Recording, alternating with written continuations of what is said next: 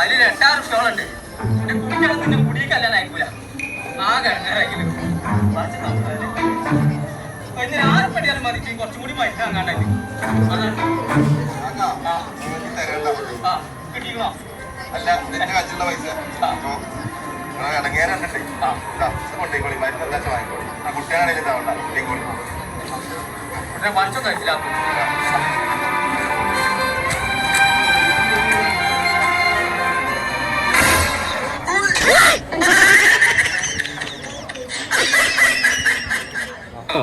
ഓരോ ആ പൈതോളിനൊപ്പം പുതിയ പോയ മനസ്സിലാ ഞാൻ. നിങ്ങളുടെ കളി